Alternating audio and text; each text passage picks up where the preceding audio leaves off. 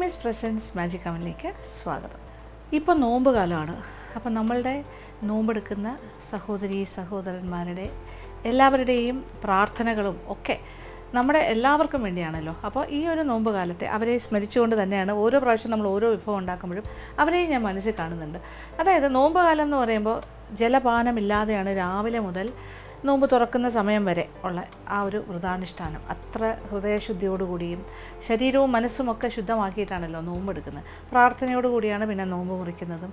ആദ്യം ഈന്തപ്പഴത്തിൽ നിന്ന് തുടങ്ങുന്നവരുണ്ട്, പിന്നെ കുറച്ച് ഫ്രൂട്ട്സ്, കട്ട് ഫ്രൂട്ട്സ്, അങ്ങനത്തെ കാര്യങ്ങൾ, പിന്നെ തരിക്കഞ്ഞി, അല്ലെങ്കിൽ പലതരം മസാലക്കഞ്ഞി, അങ്ങനെയൊക്കെ പല നോമ്പ് കഞ്ഞിയുണ്ട്. അതൊക്കെ കഴിച്ചിട്ട് പിന്നെ അത് ചെറുകടികൾ, സ്നാക്സ്, പിന്നെ അത് കഴിഞ്ഞിട്ട് കുറച്ചുകൂടെ ഇലാബറേറ്റ് ആയിട്ടുള്ള ഡിന്നർ. ഇങ്ങനെ സ്റ്റെപ്പ് ബൈ സ്റ്റെപ്പായിട്ടാണ് കാര്യങ്ങൾ പോകുന്നത്. അപ്പോൾ പ്രാർത്ഥന കഴിഞ്ഞിട്ടാണ് ഈ കാര്യങ്ങളൊക്കെ നടക്കുന്നത്. അപ്പോൾ ഇതൊക്കെ ഒരു പുണ്യമാസമാണ്. അപ്പോൾ ഇപ്പോൾ ഞാൻ ഉണ്ടാക്കുന്ന വിഭവങ്ങളാണെങ്കിലും അവർക്കും കൂടി ഉപയോഗിക്കാൻ പറ്റുന്ന രീതിയിലാകണമെന്ന് ഞാൻ ആഗ്രഹിക്കുകയാണ്. അപ്പോൾ ഇപ്പോൾ ഞാൻ ഇന്നത്തെ എപ്പിസോഡിൽ ഞാൻ ചെയ്യാൻ ഉദ്ദേശിക്കുന്ന 2 കാര്യങ്ങളും ഈ ഇഫ്താറിന് അല്ലെങ്കിൽ ഈ ഒരു നോമ്പ് സമയത്തൊക്കെ ഉപയോഗിക്കാൻ പറ്റിയ കാര്യങ്ങളാണ്. അതായത് ഇതൊരു സ്വീറ്റ്, ഒരെണ്ണം ഒരു സ്വീറ്റ്, രണ്ടാമത്തേത് ഒരു പാനീയവുമാണ്. അപ്പോൾ സ്വീറ്റ് എന്ന് പറയുമ്പോൾ ഇത് റവ കൊണ്ടുള്ളൊരു സ്വീറ്റാണ്. ഇപ്പോൾ കഞ്ഞി പലതരം ഉണ്ടെന്ന് ഞാൻ പറഞ്ഞില്ലേ. അപ്പോൾ നോമ്പ് കഞ്ഞി എന്ന് പറയുമ്പോൾ അത് റവ കൊണ്ടുള്ള തരിക്കഞ്ഞിയുണ്ട്. അപ്പോൾ ഈ ഒരു മധുര വിഭവം എന്ന് പറഞ്ഞാൽ അതിലുപയോഗിക്കുന്ന കാര്യങ്ങളൊക്കെ തന്നെയാണ്, പക്ഷേ അതിൻ്റെ ഫോം ഡിഫറെൻ്റാണ്. മറ്റേത് കുറച്ച് ലൂസായിട്ട് കഞ്ഞി പോലെ, ഇത് കുറച്ച് നമ്മൾ എന്താ ചെയ്യുന്നത്, നമ്മളത് കുറച്ച് ഒരു പുഡിങ് പോലെയൊക്കെ ചെയ്യുന്നതെന്ന് പറയാൻ വേണമെങ്കിൽ അതൊരു സ്വീറ്റ് ഡിസേർട്ട്. ഇതൊരു കേസരിയാണ്. പക്ഷേ കേസരി എന്ന് പറഞ്ഞാൽ ഇതൊരു പാൽ കേസരിയാണ്. ഞാൻ പലതരം കേസരി നമ്മുടെ മാജിക് അവനിൽ തയ്യാറാക്കിയിട്ടുണ്ട്. പക്ഷേ ഇത് അതിൽ നിന്നെല്ലാം വ്യത്യസ്തം. ഇതൊരു പാൽ കേസരി. അപ്പോൾ ഈ നമ്മൾ തരിക്കഞ്ഞിയിലൊക്കെ ചേർക്കുന്ന പോലെ ഇതിനകത്ത് റവ ഉണ്ടാകും, പിന്നെ പാലുണ്ടാകും, പഞ്ചസാരയുടെ അളവ് അത് മാത്രം നിങ്ങളൊന്ന് ക്രമീകരിച്ചാൽ മതി. അധികം മധുരം വേണ്ടെങ്കിൽ അതനുസരിച്ച് കുറയ്ക്കുക. ഞാനൊരു അളവിന് കറക്റ്റായിട്ട് ചെയ്യുന്നു, പക്ഷേ അതിനെക്കാട്ടിൽ എത്രയോ കുറച്ച് വേണമെങ്കിലും ചെയ്യാം. പിന്നെ കുറച്ച് ക്രീമൊക്കെ ചേർത്തിട്ട് നമുക്ക് നെയ്യും എല്ലാം ആയിട്ട് ഉണ്ടാക്കാം. രണ്ടാമത്തത് ഒരു പാനീയം. അപ്പോൾ ആദ്യത്തെ കാര്യം കണ്ടാലോ, അതായത് പാൽ കേസരി. അപ്പോൾ ഇത് എങ്ങനെയാണ് തയ്യാറാക്കുന്നത് നോക്കാം. ഇതിന് വേണ്ട ചേരുവകൾ എന്തൊക്കെയാണെന്ന് നോക്കാം. പാൽ കേസരി ചേരുവകൾ: ബോംബെ റവ 1/2 കപ്പ്, പാല് 3 കപ്പ്, പഞ്ചസാര 1 കപ്പ്, ഏലക്ക പൊടിച്ചത് 1/2 ടീസ്പൂൺ, നെയ്യ് 4 table spoon, fresh cream 1/2 cup, അണ്ടിപ്പരിപ്പ് 50 ഗ്രാം. അപ്പോൾ അടുപ്പ് കത്തിച്ചു, നമ്മുടെ ചൂട് കട്ടിയുള്ള പാത്രവും വെച്ചു. ആദ്യം എന്താ ചെയ്യേണ്ടതെന്ന് വെച്ചാൽ കുറച്ച് നെയ്യ്, ഞാനിപ്പോൾ മിൽക്കി മിസ്റ്റിൻ്റെ കൗകിയാണ് ഉപയോഗിക്കുന്നത്. കുറച്ച് നെയ്യ് ഒഴിക്കാം.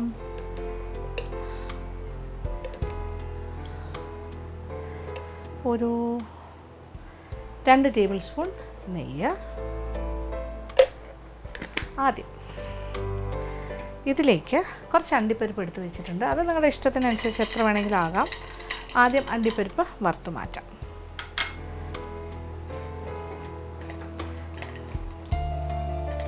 അണ്ടിപ്പരിപ്പ് വറുത്ത് മാറ്റിക്കഴിഞ്ഞാൽ അടുത്തത് ബാക്കിയുള്ള നെയ്യിൽ കുറച്ച് റവ ഒന്ന് വറുക്കണം. ഇത് ബോംബെ റവ, നല്ല ചെറിയ മണൽ പോലെയുള്ള റവയില്ലേ, അതാണ്. ഇതൊരു 1/2 കപ്പേ ഉള്ളൂ. 1/2 കപ്പാണ് ഞാൻ എടുത്ത് വെച്ചിരിക്കുന്നത്. ഓക്കെ, ആദ്യം അണ്ടിപ്പരിപ്പ് വറുത്ത് മാറ്റാം. എന്നിട്ട് നമുക്ക് റവ ഇതിനകത്തേക്ക് ഇട്ടിട്ട് വറുത്തെടുക്കാം.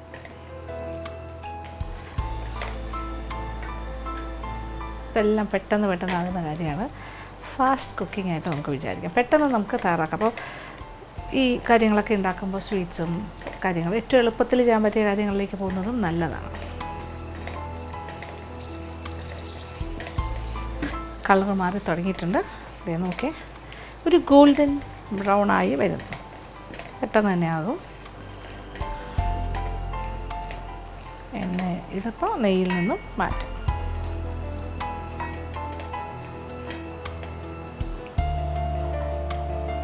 ഇരുന്നൊരു മൂക്കിലുണ്ട് കേട്ടോ, അത് കാരണം ഈ ഒരു സ്റ്റേജിൽ തന്നെ എടുത്തോളാം. അതേ നോക്കിക്കോളൂ. ഇനി ഇതിലേക്ക് തീ ഒരല്പം കുറയ്ക്കുന്നു. നെയ്യ് നല്ല ചൂടാണ്. 1/2 കപ്പ് അളന്ന് വെച്ചതാണ്. 1/2 കപ്പ് റവ ഇട്ടിട്ട് വറുക്കും. ചെറുതായിട്ടൊന്ന് റോസ്റ്റ് ചെയ്യാം. ഇതെല്ലാം പെട്ടെന്ന് തന്നെ നമ്മളെല്ലാം റെഡിയാക്കി വെച്ചിട്ട് തുടങ്ങിയാൽ മതി.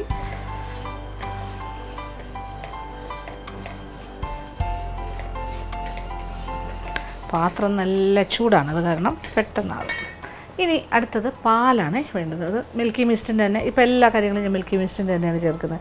അതുകൊണ്ട് തന്നെ മിൽക്കി മിസ്റ്റിൻ്റെ പാൽ, മിൽക്ക്, ടോൺഡ് മിൽക്ക് ഉപയോഗിക്കുന്നു.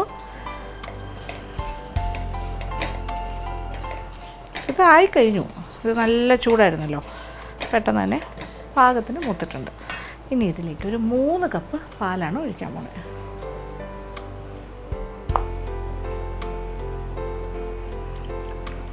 തീ നല്ലോണം ഞാൻ കുറച്ചിട്ടുണ്ട്.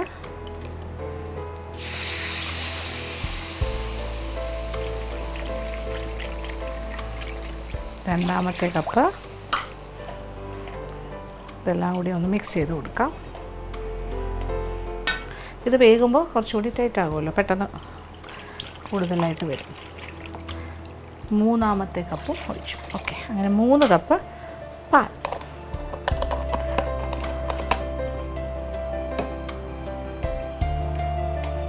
ഇനി തീ വേണമെങ്കിലൊന്ന് കൂട്ടി കൊടുക്കാം. ഇപ്പോൾ ദേ നല്ല തിള വന്നു.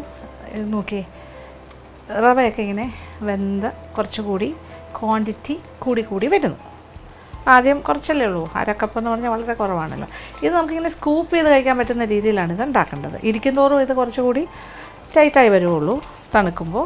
അപ്പോൾ അതുകൊണ്ട് തന്നെ ഇച്ചിരി ലൂസായിട്ട് ചെയ്യുന്നത് തന്നെയാണ് നല്ലത്. അപ്പോൾ റവ വെന്തു എന്ന് നമുക്ക് ബോധ്യമായി കഴിഞ്ഞാൽ പിന്നെ പഞ്ചസാര ചേർക്കണം. ഇതിപ്പോൾ ഏതാണ്ട് പാലിൽ കടന്നിട്ട് നന്നായിട്ട് വെന്തിട്ടുണ്ട്. ഇതിപ്പോൾ തരിക്കഞ്ഞിയുടെ കട്ടിയുള്ള ഫോമായി കഴിഞ്ഞു.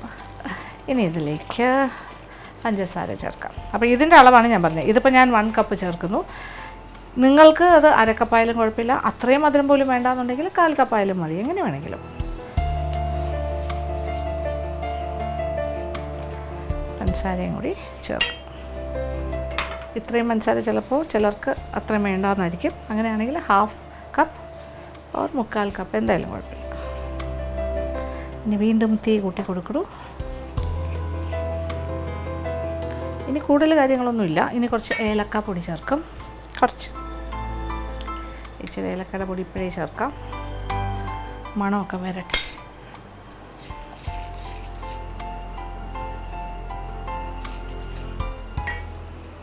ഒരു 1/2 ടീസ്പൂൺ ഇപ്പോൾ ചേർത്തിട്ടുണ്ട്.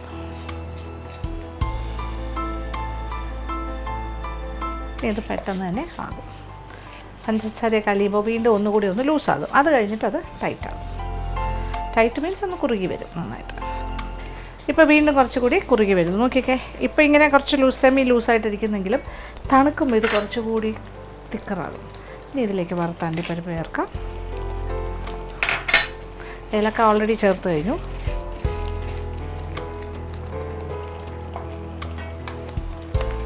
ഇനി വീണ്ടും കുറച്ച് നെയ്യ് ആകാം. 2 ടേബിൾ സ്പൂണേ ചേർത്തിട്ടുള്ളൂ. ഇനി വീണ്ടും 2 or 3 ടേബിൾ സ്പൂൺ നെയ്യ്. ഇതങ്ങനെ ടൈറ്റായിട്ട് ആക്കുന്നില്ലല്ലോ, ഇങ്ങനെയല്ലേ ആക്കുന്നത്. ഒരു ഹൽവ മാതിരി.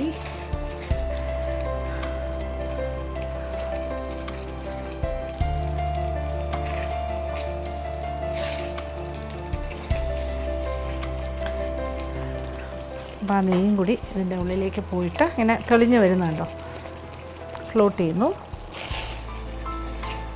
ഇനി നമുക്ക് തീ ഓഫ് ചെയ്യാം. ഈ ഒരു കൺസിസ്റ്റൻസിയിൽ തീ ഓഫ് ചെയ്യാം.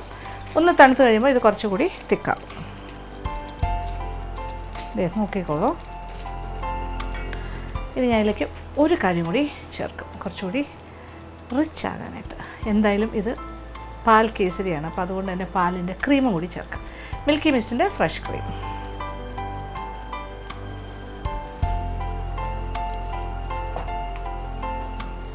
കുറച്ചുകൂടി റിച്ചായിട്ട് മാറും. ഇപ്പോൾ 250 ml ഒരു പാക്കറ്റിൻ്റെ പകുതിയാണ് ഞാനിതിൽ ചേർക്കാൻ പോകുന്നത്. കാണുന്നുണ്ടല്ലോ, നല്ല ക്രീമി ആയിട്ട് വരുന്നത്.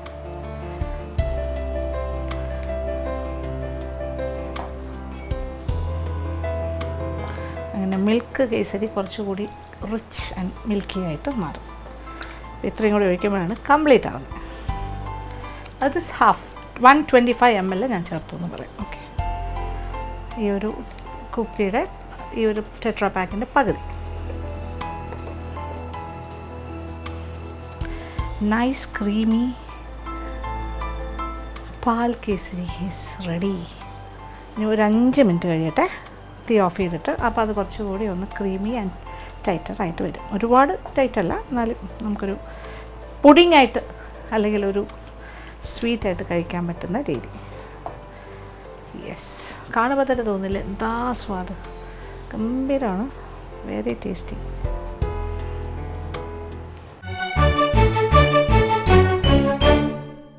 അപ്പോൾ തീ ഓഫ് ചെയ്തിട്ട് ഒരു 5 മിനിറ്റായി. നോക്കിക്കോളൂ, നമ്മുടെ ക്രീമി. ഇനി ഇരിക്കുമ്പോൾ കുറച്ചുകൂടി ഒന്ന് തിക്കാവും. പാൽ കേസരി ഒരു അടിപൊളി സ്വീറ്റായിട്ടാണ് ഞാനിത് ഉണ്ടാക്കിയിരിക്കുന്നത്. ഒരു സാധാരണ കേസരി പോലെയല്ല, ഇത് സംതിങ് ഡിഫറെൻറ്റ്. ആ പേരിട്ടേ ഉള്ളൂ. ഇത് വേണമെങ്കിൽ റവ മിൽക്ക് ഡിലൈറ്റ് എന്ന് പറയാം, അല്ലെങ്കിൽ റവ ക്രീമി പുഡിംഗ് എന്ന് പറയാം. ഏത് പേര് വേണമെങ്കിലും വിളിക്കാം.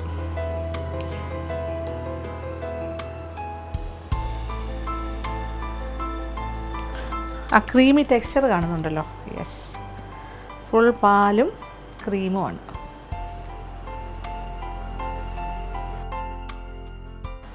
റവ കസ്റ്റേർഡ് എന്ന് വിളിക്കാം. എന്തൊക്കെ ഓപ്ഷൻ, ഞാൻ ഇങ്ങനെ പല പേരുകൾ ഇങ്ങനെ ആലോചിക്കുകയാണ്.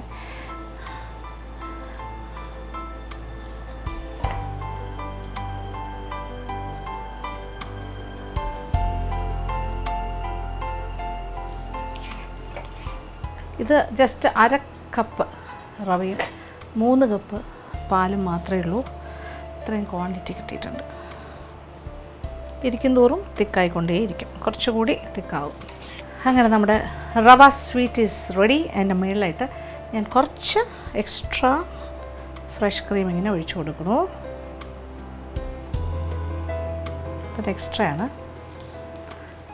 എന്നിട്ട് ചെറുതായിട്ടൊന്ന് സ്പ്രെഡ് ചെയ്ത് കൊടുക്കാം. ഒരു നല്ലൊരു കവറിങ് ആയി. Creamy milk.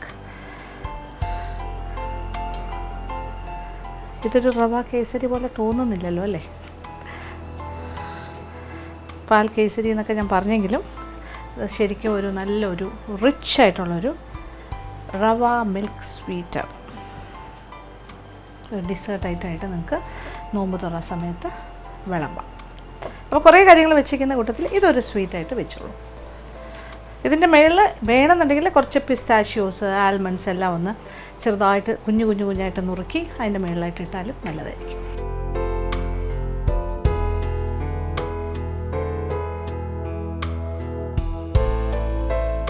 അങ്ങനെ നമ്മുടെ സ്വീറ്റ് റവ മിൽക്ക് സ്വീറ്റ് ഈസ് റെഡി. ഇതാ നോക്കി, എൻ്റെ ഭംഗി നോക്കി, എന്ത് ബ്യൂട്ടിഫുൾ ആയിരിക്കും. ആ മുകളിൽ ആ ക്രീമും കൂടി വന്നപ്പോൾ അതിമനോഹരമായ ഒരു വൈറ്റ് കളറിലൊരു റോസാപ്പൂ പോലെ തോന്നുന്നു എനിക്ക്.